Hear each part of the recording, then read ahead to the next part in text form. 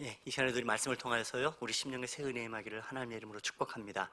또 이것에 함께 또 예배하지 못하고 영상을 통해서 예배하는 또 우리 일교구 식구들, 또 함께 또 우리 상원의 식구들도 그곳에서도 교통하시는 성령께서 우리의 심령에 동일한 은혜 주시기를 주님의 이름으로 축원합니다. 지난 수요일 그 수요예배 마치고요, 집에 돌아갔습니다. 집사람이 발이 아프다고 해서요, 그 발을 붙잡고 기도해 준 것이 아니고 그 발을 가지고 안마를 해 주었습니다. 사실 요즘 제 건강을 위해서 집사람이 함께 이렇게 길을 걸어주는 그 불쌍한 발이기 때문에 그 발을 주무르면서 제 딴에는 그렇게 마사지를 해주었습니다. 본인도 아프지만 시원하다고 얘기도 하고 아내도 아주 그렇게 만족해하고, 그게 당연히 부부 사이가 좋아졌습니다. 그렇게 분위기가 좋았는데 한 20-30분 지나고 나서 오늘 혹시 집사람 없으니까 좀 편하게 얘기할 수 있는데 아내가 제가 하지 않은 일에서 뭘 지레짐작하고 당신이 이랬다라고 이야기를 해서 제가 억울해가지고 반사적으로 빽 하고 소리를 질러버렸어요. 그리고는 금방 좋았던 이 부부 사이는 마치 동이 서에서 먼 것처럼 그렇게 아주 철천지 왼수처럼 분위기가 확 바뀌었습니다. 두 사람만 그런 게 아니고 집안 분위기가 전체로 싸해지고 애들도 그냥 그저 조용히 방으로 들어가서 이렇게 조용히 있었습니다. 집사람 방으로 들어가고요, 화가 풀리지 않아서 방에 들어가지 않고 마루에서 누워있다가 깜빡 잠이 들었고요, 새벽 1시가 좀 넘어서 깼습니다. 그리고는 그냥 머쓱해져가지고 방에 들어가서요, 집사람 앞에 가서 그냥 조용히 누워서 잤습니다. 마음이 참 불편했는데 참 좀 웃기죠. 그러면서도 또 그 새벽에 또 일어나서 새벽기도 와서 하나님 말씀 전하고 새벽기도 인도하고 사무실에 돌아가서요, 설교 준비를 했습니다. 본문은 당연히 이 부부의 이야기를 다룬 오늘 마가복음 10장의 말씀입니다. 말씀 준비하고 사실은 그냥 생각해 보면서 참 옹졸한 마음 가졌다는 생각 당연히 들고요, 마음에 찔림이 있어서 회개도 하고 애잔한 마음도 들고 복잡함을 가지고 있었지만 그래도 잘 정돈된 마음을 가지고요, 그래도 또 목구멍이 포도청인지라 집에 들어가서 또 밥 한 끼 얻어먹고 나왔습니다. 마치 아무 일 없던 것처럼 이미 사실 마음 풀어졌고 집사람들이 어느 순간에 그냥 볶는 녹들이 마음은 녹아져 있었습니다. 뭐 그런 게 사실 보면 한 주간 살았던 우리 부부의 세계였고 우리 삶 속에서 이런 모습들이 현실적인 모습들이 아닐까 생각합니다. 요즘 이 코로나19 때문에 다른 때보다 집에서 보내는 시간들이 참 많이 머무르는 시간들이 길어졌습니다. 부부지간에 또 가족들지간에도 분위기가 좋아지는 집도 있지만은 또 어떤 집들은 또 때로는 이 부부 사이가 좀 더 많이 나빠지는 것도 역시 우리의 현실의 모습일 것입니다. 얼마 전에 끝났던 이 부부의 세계라는 그런 드라마가 인기가 있었죠. 그 안에 보면 이 김희애 씨가 주인공이었는데 거기에 보면은 사랑이 있습니다. 분명히 사랑이 있어요. 근데 그 사랑은 그 사랑을 배신한 외도가 있었고 외도 이후에는 서로 간에 극심한 증오가 있었습니다. 그리고 그 증오로 끝나버린 것이 아니라 미련이 남아서 집착하게 되는 뭐 이런 모습들, 또 역시 어찌 보면 우리 가정 안에서요, 이 경중의 차이는 있지만 비슷한 모습들이 있다라고 생각을 합니다.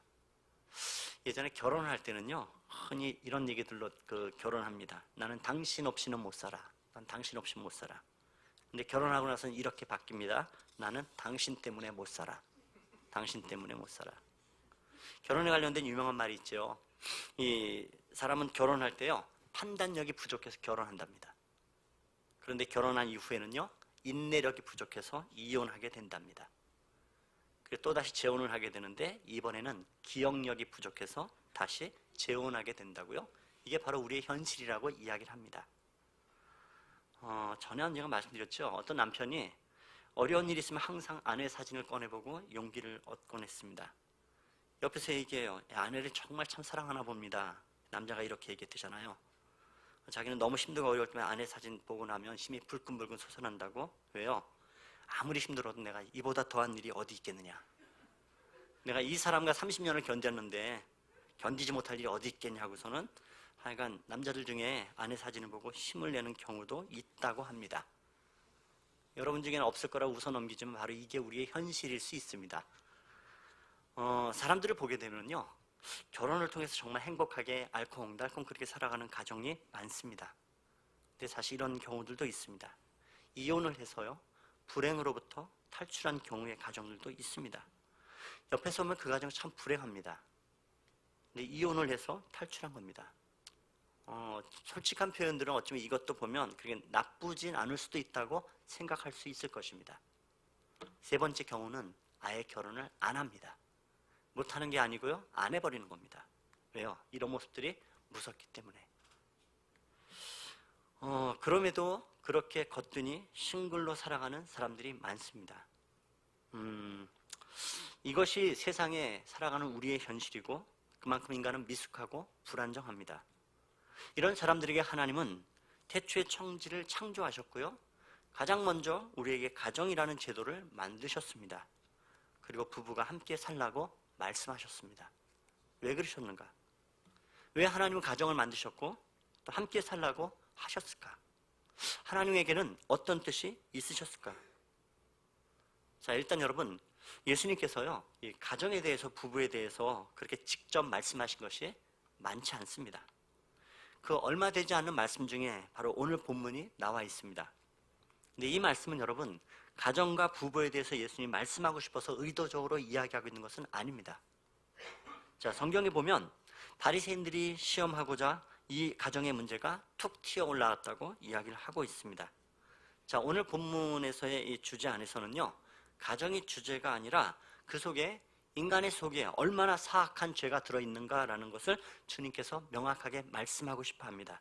그래서 사실 오늘 말씀은 이 부부와 가정에 대한 말씀이지만은 단순히 그것이 전부가 아니고요, 내 배우자나 아니면 내 가족이나 아니면 내 주변의 사람들에 대해서 그 관계된 주변의 사람들을 어떠한 시선으로 바라볼 것인가라는 것들을 우리가 좀 관점을 두고 우리 함께 오늘 말씀을 좀 살펴보려 합니다.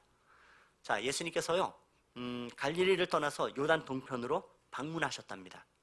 그곳에서 소문을 듣고 삽시간에 무리들이 몰려들었고 이전처럼 예수님은 가르치셨습니다. 그런데 바리새인들이 거기까지 쫓아온 겁니다. 그리고는 이들은 예수님께 질문을 던집니다. 2절 말씀인데요, 2절 말씀 우리 천천히 같이 읽겠습니다. 바리새인들이 예수께 나와 그를 시험하여 묻되 사람이, 예수님께 이 질문을 던졌답니다. 사람이 아내를 버리는 것이 옳습니까? 그런데 여러분, 이 질문 자체는 목적을 분명히 하죠. 시험하기 위해서 예수님의 올무에 빠뜨리는 목적을 가지고 있다고 이야기합니다. 그러니까 이 질문의 의도와 내용을 알려면 먼저 우리가 조금은 역사적 배경들을 좀 이해할 필요가 있습니다. 이미 사실은 마가복음 6장에서 우리가 다뤘던 사건이니까 기억해 보십시오. 당시에 이 헤롯 안티파네스가 갈릴리 지역의 왕이었습니다. 근데 이 헤롯이 그때 기억하시죠? 조금 좀 사이코 기질이 있는 사람이에요. 헤롯 안티파네스는 아랍 여자와 결혼을 했고 얼마 후에 자기 동생도 결혼을 했습니다. 그런데 자기 눈에 자기 아랍 여인인 이 여인은, 아내는 예쁘지 않은데 동생의 아내가 너무 예뻐 보였던 겁니다. 그래서 무슨 짓을 저질렀는가 하면 동생을 처단하고 제수 씨를 아내로 맞이했습니다. 그리고는 자신의 아내였던 이 아랍 여인은 내쫓아 버렸어요. 이혼 증서도 써주지 않고서. 말도 안 되는 이 부당한 짓에 대해서 세례 요한이 견딜 수 없어서 그 죄를 지적했습니다. 그것은 죄라. 그것 때문에 정권의 밑보임이 되어서 감옥에 갇혔고 결국은 헤로디아의 요청을 따라서 참수형에 처해져서 얼굴이 쟁반에 올려 얹었습니다. 당시 이 사건은 유대 땅 최고의 희대의 스캔들이었습니다. 그 내용은 누구나 다 알고 있는 겁니다. 지금 이 바리새인들이 그 정치적인 배경을 가지고선 슬쩍 이 질문을 던지면서 예수님을 진퇴양난에 빠지게 만든 거 있는 겁니다. 아무리 제수 씨가 예쁘다고 동생을 죽이고 제수 씨를 아내로 삼을 수 있는가? 그리고 유대인들은 지금 구약의 율법에는 이혼 증서를 써서 내보내게 했는데, 그러면 이혼 증서를 받은 여인은 최소한 다른 남자와 재혼할 권리가 있었습니다. 근데 이혼 증서도 없이 그렇게 자기 아내를 내쫓았던 겁니다. 이런 배경을 가지고 지금 바리새인들이 예수님께 묻고 있는 겁니다.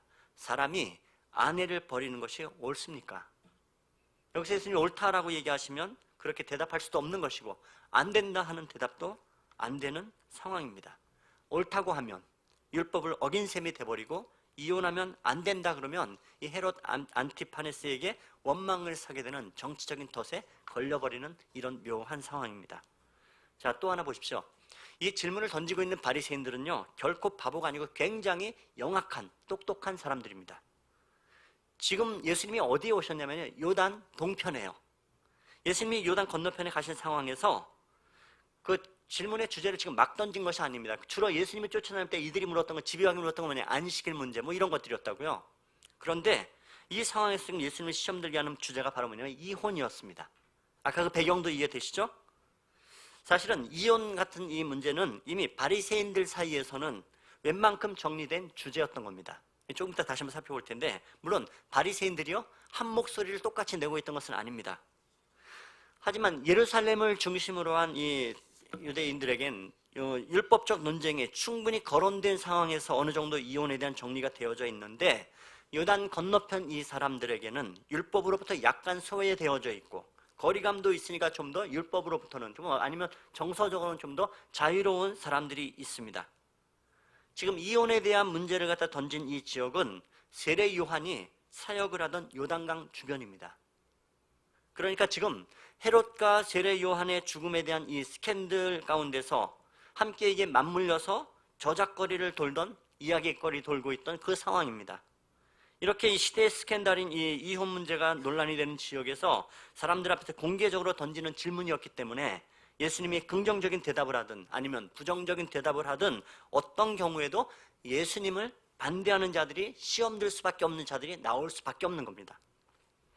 어느 정도 정리된 곳에서는 어떤 질문을 하면 대다수가 거기에 동의를 하고 논란거리가 안 되지만, 이 팽팽하게 맞서는 지역에서는 어떤 대답이신지 반은 반대를 하고 반은 수긍을 하는, 반으로 쫙 갈리게 되는 그 상황 가운데 지금 바리새인들이 노리고 있는 노림수가 바로 이러한 것들입니다.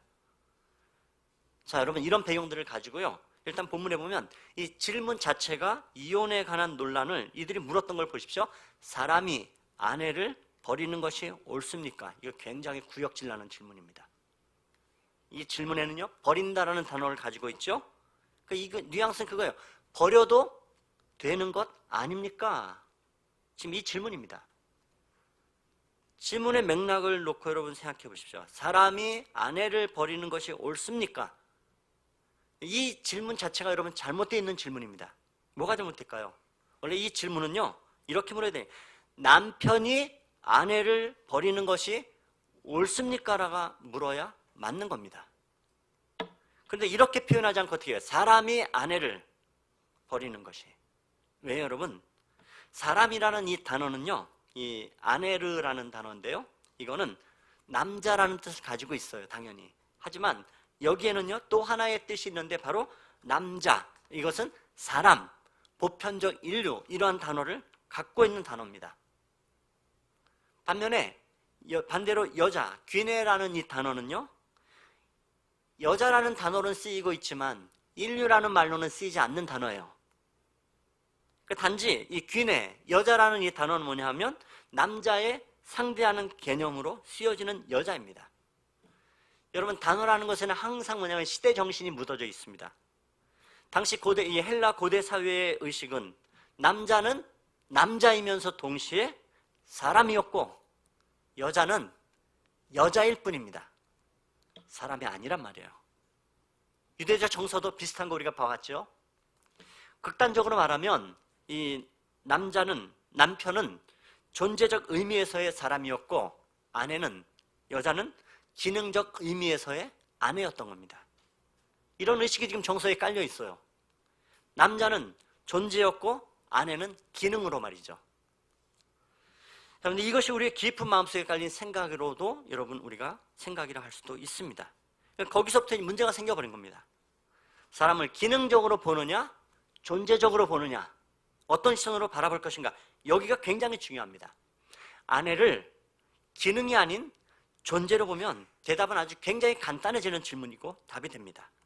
질문도 사실 이렇게 던져야 정상적이죠. 그렇다면 사람이 사람을 버리는 것이 옳습니까? 옳지 않아. 그죠? 당연히 물을 수도 없는 겁니다. 그러니까 물을 수 없는 것을 묻는 것이 당시의 사람들의 인식에는 문제가 있습니다. 물론 당사자들은 이것이 문제라는 생각조차 안 합니다. 보편적 정서이기 때문에. 근데 성경에 보면 예수님은 지금 그것을 문제 있게 보고 계신 겁니다. 사람이 사람을 버리는 것이 옳습니까? 물론 이건 물을 것도 아닌데 묻는 것은요, 이 당대의 문화가 남성 위주의, 남편 위주의 정서가 깔려 있고, 동시에 그것이 이렇게 정상적으로 통용되는 문화에서 예수님은 그것을 비정상이라고 말하면, 예수님은 비정상이라고 말씀하셨기 때문에 오히려 그것이 요단강 건너편에 있는 누군가에게는 상당히 마음의 시험을 주고 불편하게 되는 문제일 수 있다는 겁니다. 자, 이런 상황과 예수님이 대답하신 것이 3절 말씀인데요. 3절, 대답하여 이르시되 모세가 어떻게 너희에게 명하였느냐. 이때 예수님은 모세가 너희에게 어떻게 명하였느냐? 모세의 대답을 추적하기 위해서는 신명기 24장 1절의 말씀들을 보셔야 될 텐데요. 자, 신명기 24장 1절 말씀 보이시죠? 우리 같이 천천히 읽읍시다. 사람이 아내를 맞이하여 데려온 후에 발견하고 그를 기뻐하지 아니하면 이혼 증서를 써서 그의 손에 주고 그를 자기 집에서 내보낼 것이요. 예, 아내에게 수치되는 일이 있으면 이혼 증서를 써줘서 내보내라. 그러면 여러분 우리가 묻게 되는 것이 이거죠. 그럼 아내에게 수치되는 일은 무엇인가? 아내에게 수치되는 일이 무엇인가? 자, 신명기 24장은 여러분 1절만 읽었지만 1절 이후에 쭉 보시면은 여기에는 수치되는 일에 대한 상세한 언급은 없습니다. 그렇지만 여러분 당시 유대인들에게는 이 성경을 해석하는 것에 대략적인 두 가지의 학파가 있었고요. 그것에 아주 다양한 그 안에 사이에 다양한 스펙트럼의 사람들이 존재했습니다. 그 중에 이 두 부류의 사람들이 자기들 마음대로 이 구체적으로 조례를 정합니다.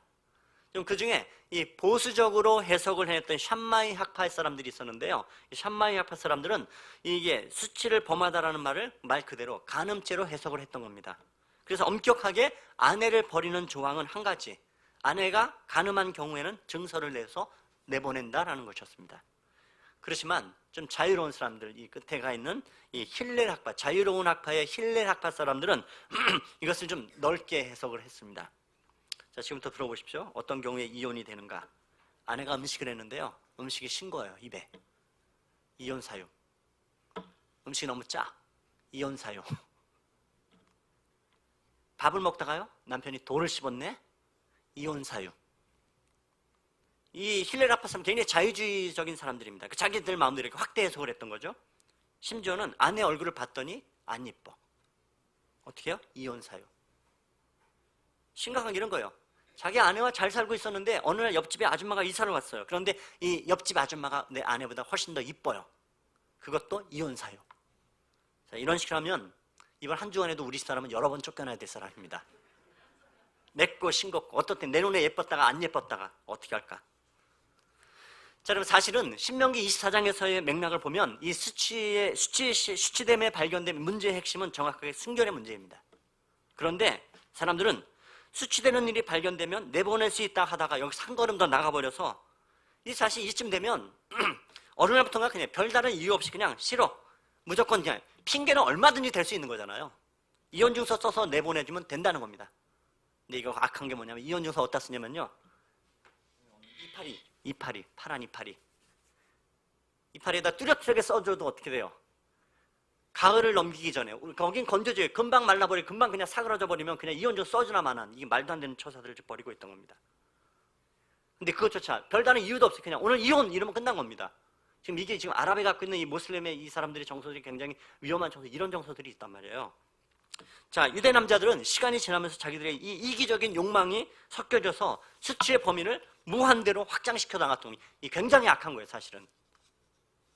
음식이 맛없다든지 청소 안 했다든지 어떤 모든 것이 수치의 범위로 삼가서 여자와의 이혼을 근거로 삼고 그 근거는 너무 다양하고 너무 폭넓어서 마음에 드는 다른 여자가 있으면 얼마든지 이혼의 근거로 만들어버리면 되는 이런 말도 안 되는 처사들이 있던 겁니다.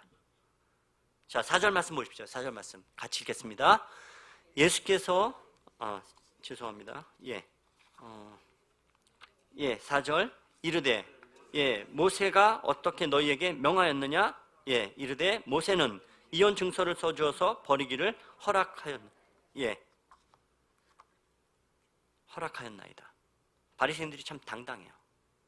모세를 등장해서 예수님이 질문하자 그들이 알고 있는 모세의 말은 이혼 증서를 써주어서 아내에게 주면 이혼을 할 수 있고 버릴 수 있다고 이야기하고 있는 겁니다. 근데 여러분, 이들의 그 말에 대한 인용을 담긴 혹은 그 모세의 말을 인용해서 예수님께 말하는 그들의 태도에 사악함이 있습니다. 지금 그들은 왜 아내를 버리는 것이 가능한가라는 것을 묻습니다. 그렇지만 반대로 아내와 끝까지 견디며 살아가는 길은 무엇입니까? 라고 묻진 않습니다. 왜 버리는 것이 옳은지만을 묻고 끝까지 견디고 참아내며 뚫고 살아갈 수 있는 길은 없다고, 왜 그것은 안 묻고 있는 걸까요? 거기엔 이미 인간의 이 자기중심적인 사악함이 있는 겁니다. 성경 공부하다 보면요, 사람들이 물어요. 죄에 대해서 묻습니다. 목사님, 어디까지 가야 죄고 어디까지 가야 죄가 아닙니까? 불이 놓여졌는데 어디까지 가야 살 수 있고 불태워 죽지 않습니까? 얼만큼 멀어질까는 묻지 않는다고요. 어디까지 죄에 가까이 갈 수 있습니까는 물어도 얼마만큼 멀리 갈 수 있는가 해서 묻는 사람은 결코 제가 들어본 적이 없어요. 바리새인 질문이 굉장히 웃긴 겁니다. 바리새인들은 지금요, 남성 우월적인 편리성에서 모세의 말을 갖다가 다 잘라먹고서는 자기 편한 대로 생각해낸 겁니다. 모세의 이혼에 관한 구역의 언급을 보면 대부분 이혼당한 여자에 관한 이야기입니다. 이것 자체가, 그 표현의 문제가 항상 있는 것일 수 있습니다. 이혼당한 남자는 없어요. 이혼은 남자들이 주도하고 남자들이 버리는 것입니다. 그것이 고대 사회였습니다. 그러니 여기는 아내를 버리는 것이 가능한지만 묻고 있습니다. 거긴 동시에 아내도 남편을 버릴 수밖에 수도 없이 버릴 수 있다는 생각은 해본 적이 없는 겁니다. 왜 아내를 처음 데리고 왔던 애틋함과 맹세를 기억하지 못하는 걸까요? 꿈 많던 한 소녀가 한 남자에게 시집으로 와서 그렇게 보냈던 그 많은 세월의 분투는 생각하지 않는 걸까요? 물론 생각한다고 할 것입니다.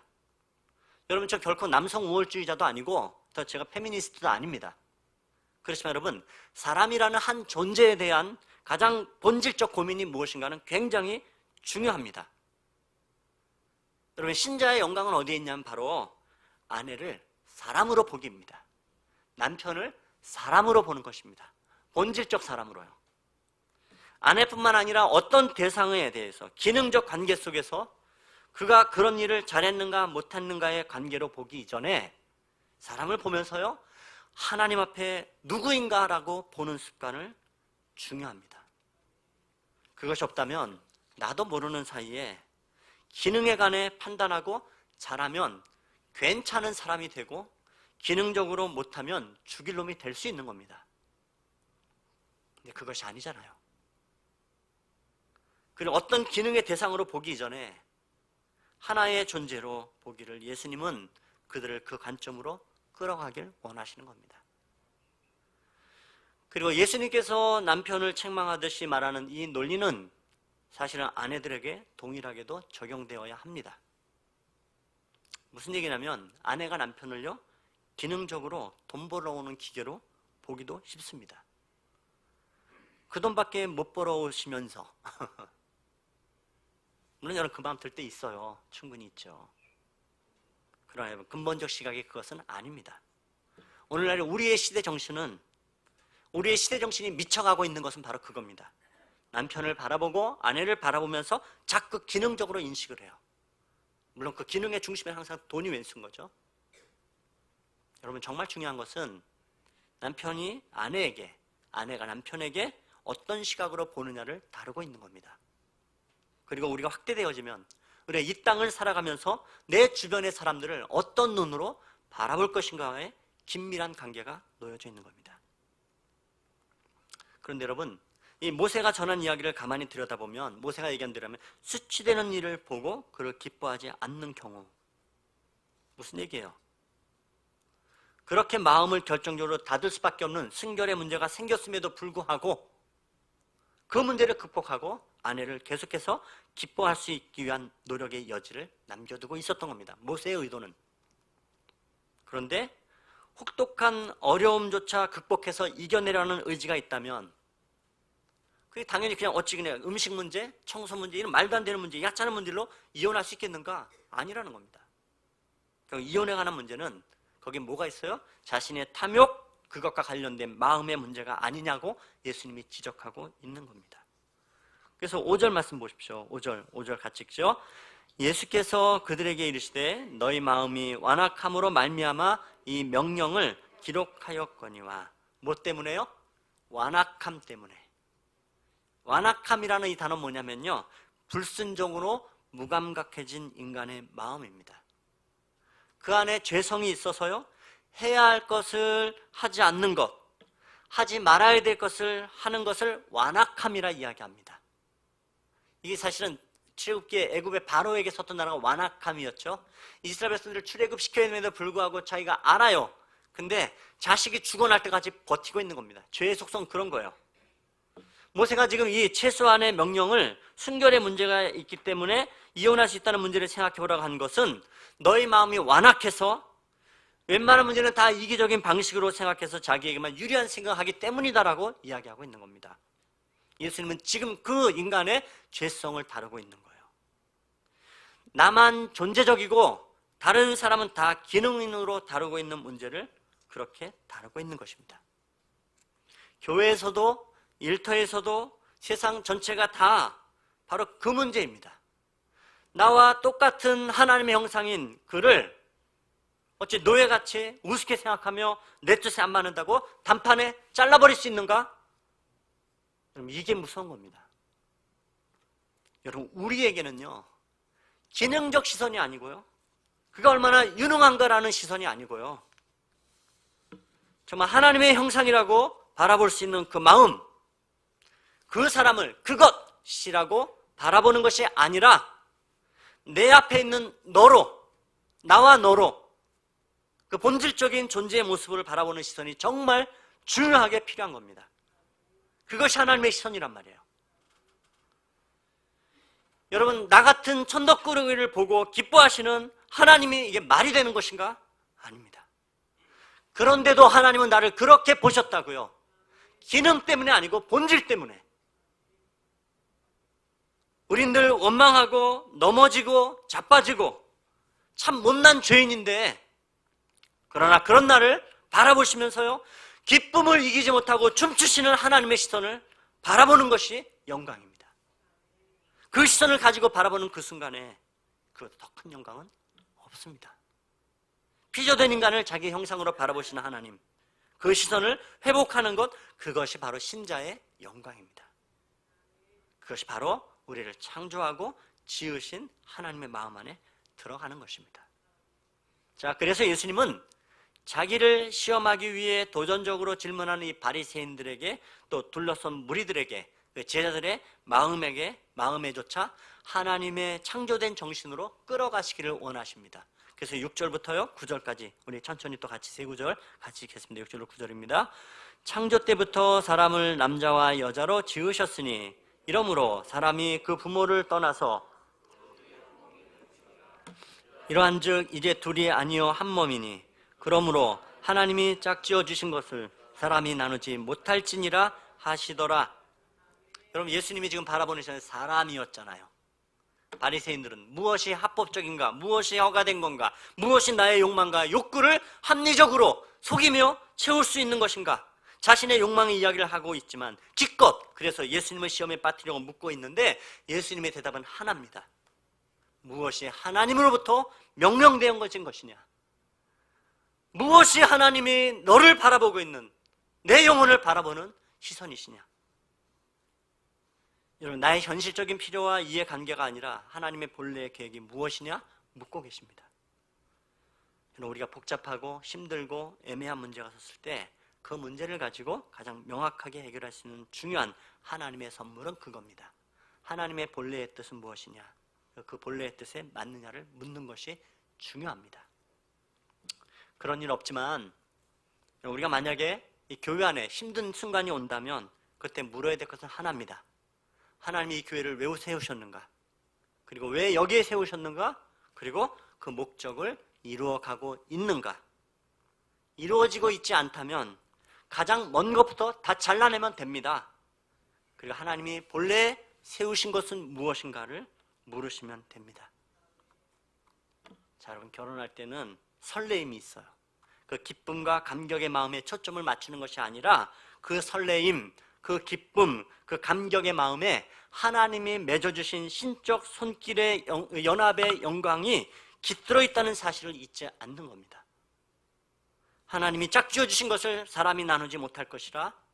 여러분, 결혼 생활이라는 것은요, 사랑의 설레임이 있어요. 기쁨과 기대감과 흥분과 하지만 이 감정의 기대는 안 된다는 겁니다. 왜요? 늘 배신하는 감정이에요. 100%. 그죠?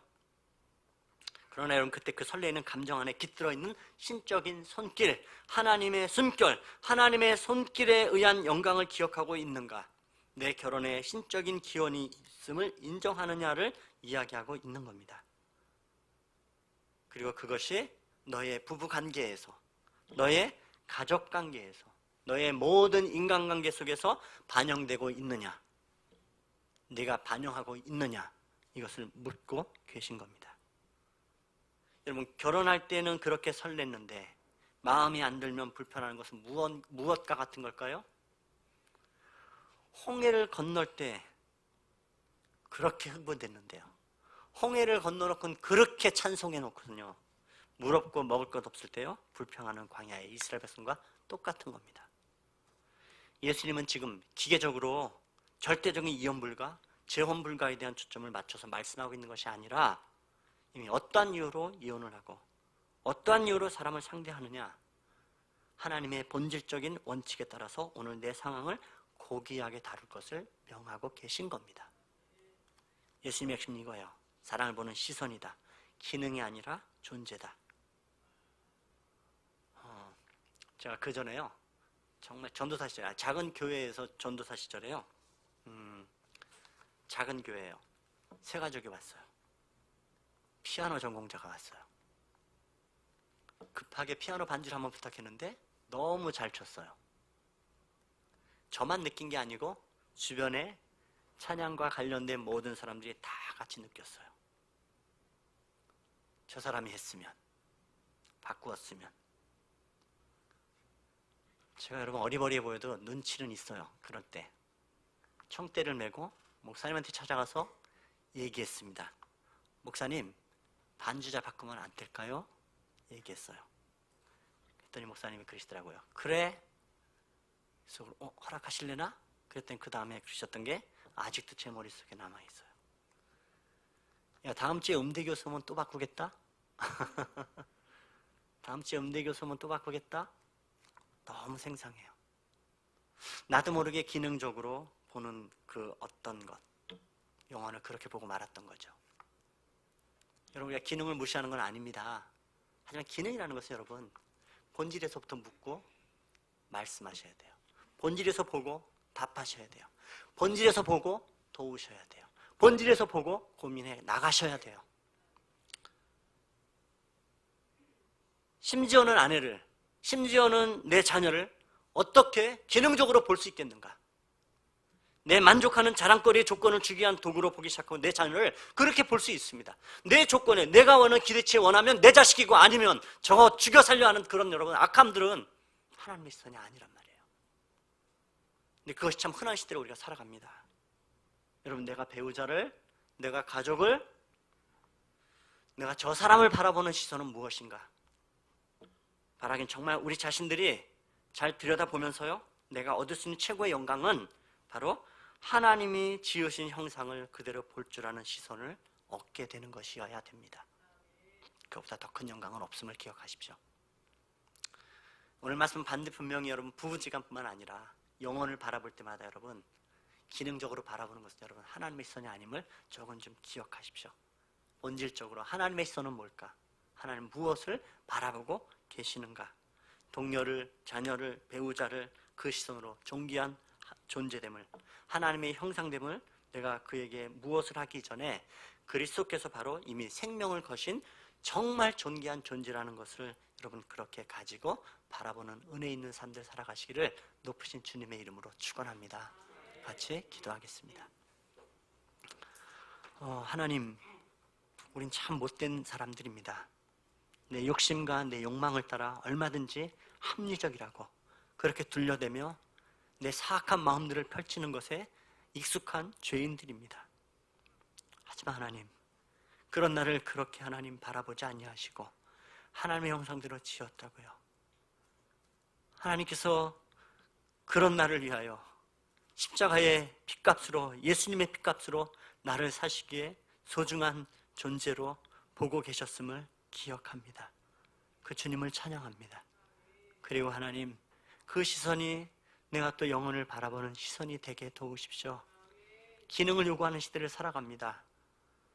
예, 하나님 기능도 참 필요합니다. 하지만 우리의 시선들은요, 기능 이전에 본질적인 하나님께서 바라보시는 영혼을 향한 시선들을 놓치지 않냐고, 그것으로부터 풀어가고 그것으로부터 인도해 가시는 함께 하시는 하나님의 은혜도 맛보고, 그래서 하나님 귀한 은혜의 삶들을 우리가 하나님 풍성해져가는 그런 예수 닮아가는 하나님의 형상의 귀한 영광에 머무는 복된 삶의 자리들이 될 수 있도록 축복하여 주옵소서.